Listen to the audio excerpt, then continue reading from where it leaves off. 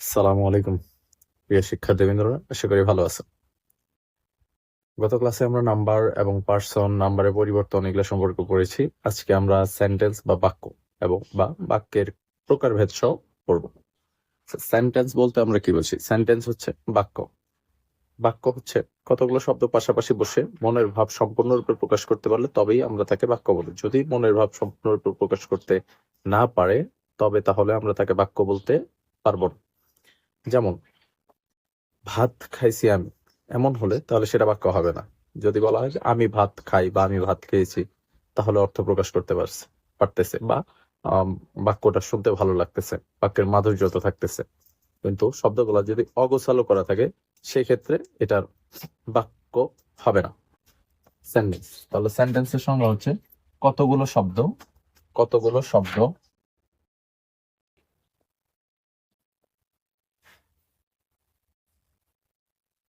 কতগুলো শব্দ পাশাপাশি বসে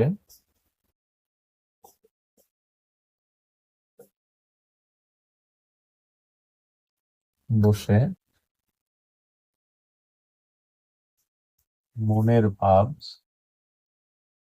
সম্পূর্ণরূপে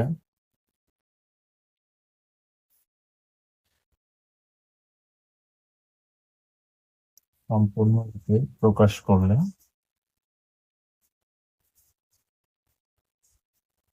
তবে তাকে সেন্টেন্স বলে। তবে তাকে সেন্টেন্স বলে। সেন্টেন্স বলে। তাহলে কতগুলো শব্দ পাশাপাশি বসে মনের ভাব সম্পূর্ণরূপে প্রকাশ করলে তবে তাকে সেন্টেন্স বলে।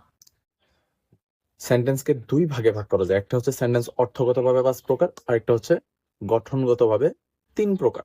আমাদের গঠনগতভাবে উপরের ক্লাসে লাগে, আমরা আপাতত শিখবো অর্থভেদে 5 প্রকার। তাহলে সেন্টেন্স অর্থভেদে 5 প্রকার।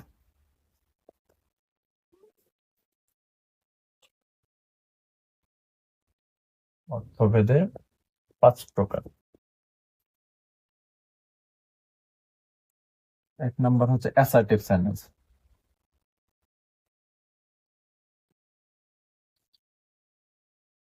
অ্যাসার্টিভ সেন্টেন্স অ্যাসার্টিভ সেন্টেন্স হচ্ছে বিবৃতিমূলক বাক্য। বিবৃতিমূলক বাক্য। 2 নাম্বার ইন্টারোগেটিভ সেন্টেন্স।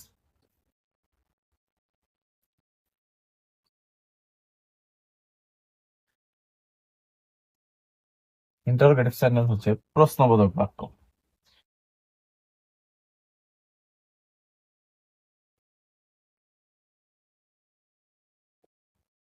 এরপরে 3 নাম্বার হচ্ছে অপটেটিভ সেন্টেন্স।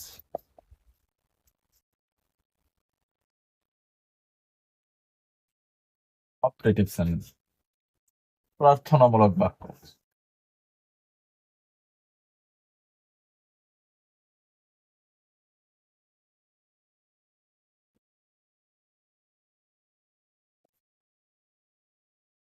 চার নাম্বার হচ্ছে ইম্পারেটিভ সেন্টেন্স।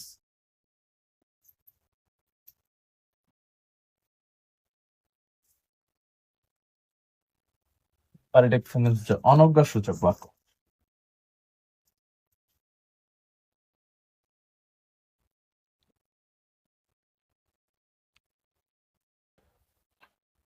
5 নাম্বার হচ্ছে এক্সক্লামেটরি সেন্টেন্স।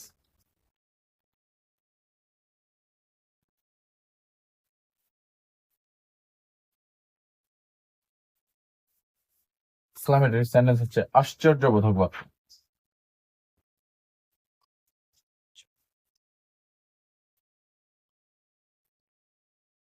আশ্চর্যবোধক বাক্য। তাহলে এই হচ্ছে সেন্টেন্স অর্থভেদে 5 প্রকার। এই প্রত্যেকটা সেন্টেন্সকে আবার 2 ভাগে ভাগ করা যায়।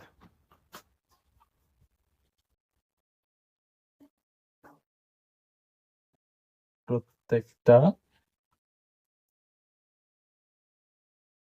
সেন্টেন্সকে আবার 2 ভাগে ভাগে ভাগ করা যায়। করা যায়। Number 1, affirmative sentence.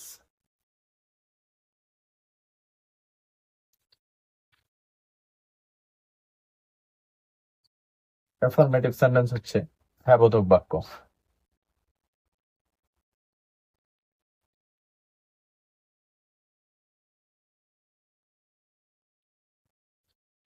দুই নাম্বার হচ্ছে নেগেটিভ সেন্টেন্স।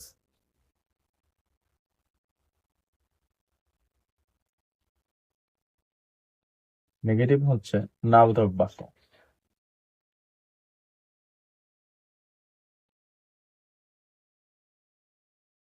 তাহলে এই অর্থভেদে যে 5 প্রকার সেন্টেন্স আছে, এই 5 প্রকার সেন্টেন্সকে আবার প্রত্যেকটাকেই 5 প্রকার সেন্টেন্সের প্রত্যেকটাকেই আবার দুই ভাগে ভাগ করা যায়।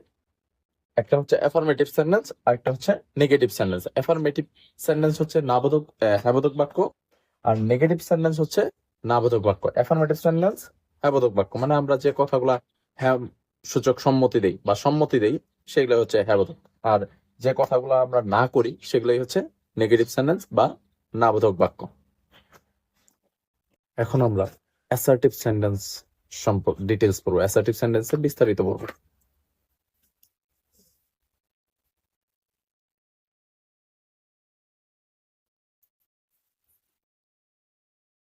অ্যাসার্টিভ সেন্টেন্স, অ্যাসার্টিভ সেন্টেন্সের অর্থটা কি ছিল? বিবৃতিমূলক বাক্য। সেন্টেন্সের অর্থগুলো মনে রাখতে হবে, কারণ অর্থগুলা দিয়েই সংজ্ঞা হবে, অর্থগুলা দিয়েই আমরা সংজ্ঞা বলতে পারবো। অ্যাসার্টিভ সেন্টেন্স অর্থ ছিল বিবৃতিমূলক বাক্য, তার মানে যে সেন্টেন্স দ্বারা কোনো কিছু সম্পর্কে বর্ণনা করা বা বিবৃতি করা বোঝায় তাকেই অ্যাসার্টিভ সেন্টেন্স বলে। তাহলে যে সেন্টেন্স বা বাক্য দ্বারা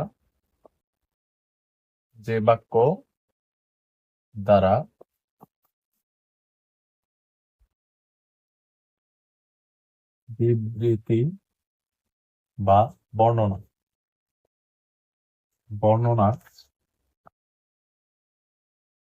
করা বোঝায়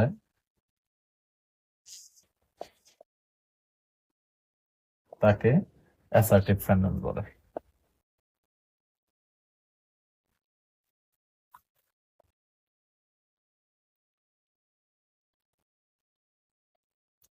তাহলে যে বাক্য দ্বারা বিবৃতি বা বর্ণনা করা বোঝায় তাকে অ্যাসার্টিভ সেন্টেন্স বলে। অ্যাসার্টিভ সেন্টেন্স চেনার একটা উপায় আছে, সেটা হচ্ছে অ্যাসার্টিভ সেন্টেন্স সর্বদা সাবজেক্ট দ্বারা শুরু হবে এবং শেষে ফুল স্টপ থাকবে। তাহলে অ্যাসার্টিভ সেন্টেন্স চেনার উপায় কি? সর্বদা সাবজেক্ট দ্বারা শুরু হবে এবং শেষে ফুল স্টপ থাকবে।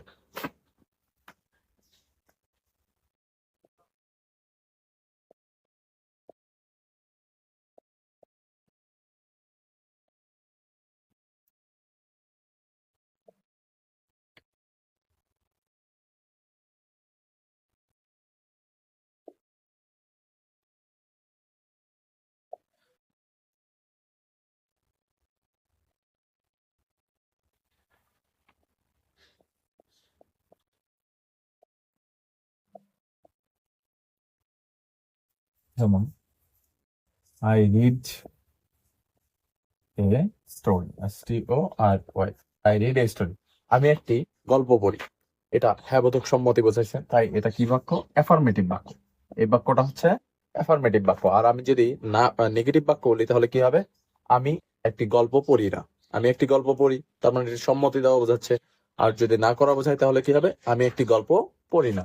তাহলে নেগেটিভটা হবে, নেগেটিভ কি হবে? I don't read a story, I don't read a story. আবার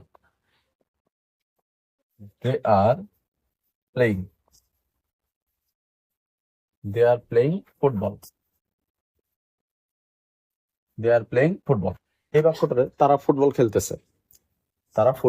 খেলতেছে, তাহলে সম্মতি দেওয়া বোঝায়। এবং এই বাক্যটাতে না বোধক কোনো শব্দ নাই, না বোধক শব্দ নাই মানে এটা অ্যাফার্মেটিভ বাক্য। যদি নেগেটিভ হইতে হয় অবশ্যই বাক্যে না বোধক শব্দ থাকতে হবে। তাহলে এটা নেগেটিভ যদি করি তাহলে কি হবে? বাক্যে নট বসাইতে হবে। তাহলে নেগেটিভ কি হবে? They are not playing football,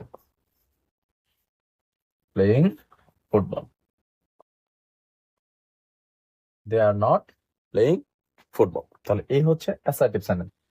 আমাকে এখানে সেন্টেন্সটা মেইন, আমাকে সেন্টেন্স চিনতে হবে। যদি আমি সেন্টেন্স না চিনি, টেন্সে গিয়ে আটকে যাব। এখন বলতে পারেন এই জায়গায় ডো আসছে, আবার এই জায়গায় কোনো কিছু আসে নাই, এখানে আর এর সঙ্গে নট বসছে, এখানে ডো নিয়ে আসতে হয়েছে বাইরে থেকে। এই জিনিসগুলো টেন্সে গিয়ে ক্লিয়ার হবে। আপাতত সেন্টেন্স নির্ণয় করা শিখেন, তারপরে এই জিনিসগুলো আমি যখন টেন্সের ক্লাসগুলা করাবো তখন এই জিনিসগুলো ক্লিয়ার হবে। এরপর ইন্টারোগেটিভ সেন্টেন্স। ইন্টারোগেটিভ সেন্টেন্স অর্থ কি ছিল?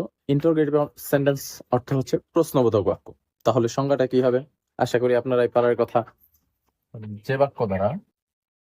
যে বাক্য দ্বারা প্রশ্ন করা বোঝায়, প্রশ্ন করা বা জানতে চাওয়া বোঝায়, জানতে চাওয়া বোঝায়, তাকে ইন্টারোগেটিভ সেন্টেন্স বলে।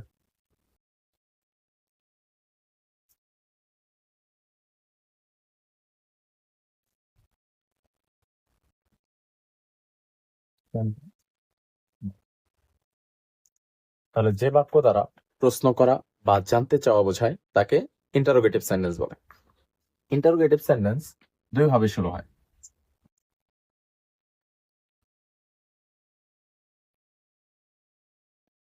দুই ভাবে শুরু হয়।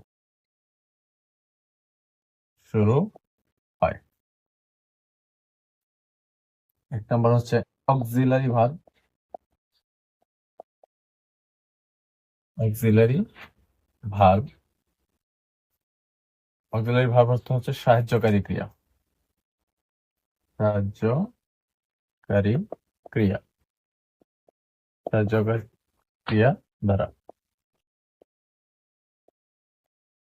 আরেকটা হচ্ছে 2 নাম্বার WH ওয়ার্ড দ্বারা। WH ওয়ার্ড গুলো তো আমরা চিনে নিই। হোয়াই, হো, home, which, when, it is। আবার এই অক্সিলারি ভার্বের আরেকটা নাম আছে, এটাকে ইয়েস নো কোশ্চেনও বলা যায়। ইয়েস অথবা no question, yes no question বলা হয়। এটাকে ইয়েস নো কোশ্চেন কেন বলা হয়? কারণ অক্সিলারি ভার্ব দ্বারা যখন কোনো প্রশ্ন জিজ্ঞেস করা বোঝায় তখন সেই প্রশ্নের উত্তরটা আমরা এক কথায় দিতে পারি, ইয়েস অথবা নো দ্বারা। যেমন do you read a story? তুমি কি একটি বই পড়ো? বা তুমি কি একটি গল্প পড়ো? Do you read a story? তুমি কি একটি গল্প পড়ো? তাহলে এটার উত্তর আমরা কিভাবে দিতে পারি? যদি আমরা গল্প পড়ি তাহলে বলবো হ্যাঁ, আর যদি গল্প না পড়ি তাহলে বলবো না। কিন্তু এই জন্য এই যে ইয়েস অথবা নো দ্বারা যে উত্তর দেওয়া যাইতেছে, অক্সিলারি ভার্ব দ্বারা কোশ্চেন করলে যে ইয়েস অথবা নো দ্বারা উত্তর দেওয়া যাইতেছে, এই জন্য এটাকে বলা হয় ইয়েস নো কোশ্চেন। আর WH ওয়ার্ড দ্বারা কোশ্চেন করা হয় যখন আমাদের বিস্তারিত জানার প্রয়োজন হয়, যখন কোনো কিছু সম্পর্কে আমাদের ডিটেলস জানার প্রয়োজন হয়, তখন আমরা WH কোশ্চেন ব্যবহার করে প্রশ্ন করে থাকি। আচ্ছা, এই দুইটা দ্বারা গঠন আছে, এই দুইটার কমন দুইটা গঠন আছে। সেটা হচ্ছে, যেহেতু অবশ্যই ইন্টারোগেটিভ সেন্টেন্স অক্সিলারি ভার্ব দ্বারা শুরু হবে অথবা WH ওয়ার্ড দ্বারা শুরু হবে, এবং ইন্টারোগেটিভ সেন্টেন্সের শেষে অবশ্যই প্রশ্নবোধক চিহ্ন থাকে।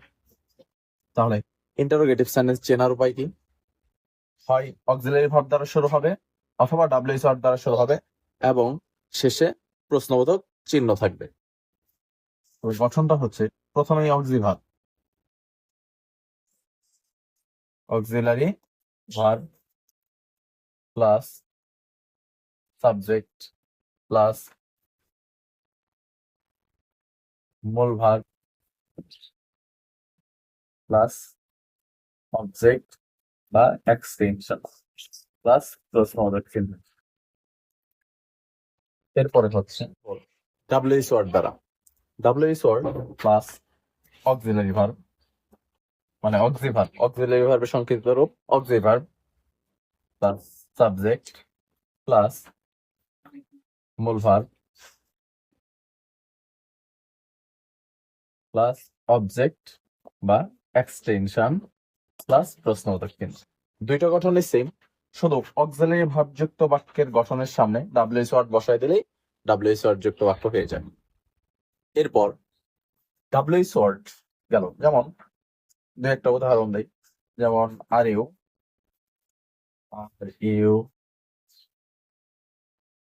Going to school, are you going to school, তুমি কি স্কুলে যাচ্ছ? অথবা do you read a book, do you read a book, তুমি কি একটি বই পড়ো? ইয়েস। অথবা নো হইলে নো। এই জন্যই অক্সিলারি ভার্ব দ্বারা শুরু হলে এগুলাকে ইয়েস নো কোশ্চেন বলা হয়। যে do you read a book, তুমি কি একটি বই পড়ো?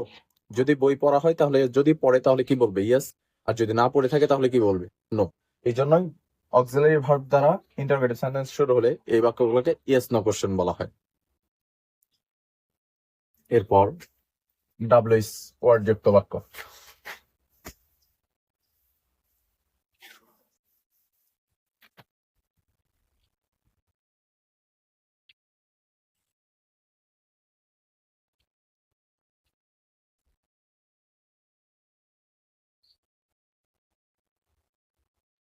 Why are you writing a story?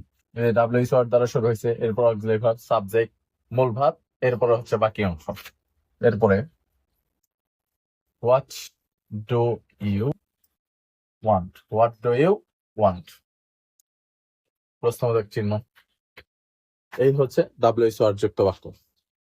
এখন অক্সিলারি ভার্ব হচ্ছে 4 প্রকার। অক্সিলারি ভার্ব সম্পর্কে একটু জানতে হবে যে অক্সিলারি ভার্ব কত প্রকার, কি কি। অক্সিলারি ভার্ব 4 প্রকার।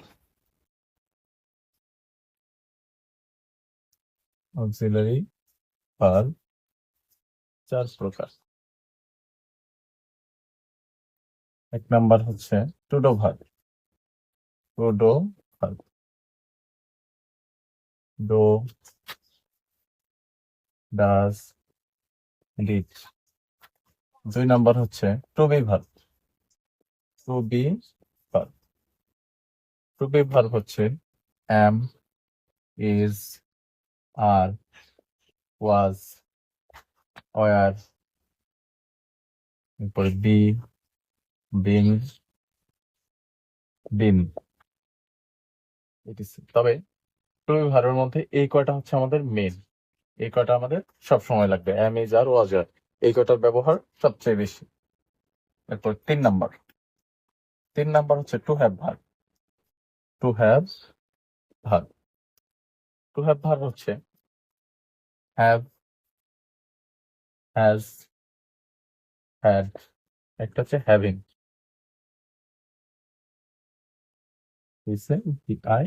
হ্যাভিং। এই তিনটার ব্যবহার হচ্ছে সবচেয়ে বেশি, হ্যাভিং এর ব্যবহার খুব কম। এরপর 4 নাম্বার হচ্ছে modals verb. Modals verb, modals verb হচ্ছে শ্যাল, শুড, উইল, উড, পরে may, might, can, could, must, need, এরপরে ডেয়ার, DARE, ডেয়ার,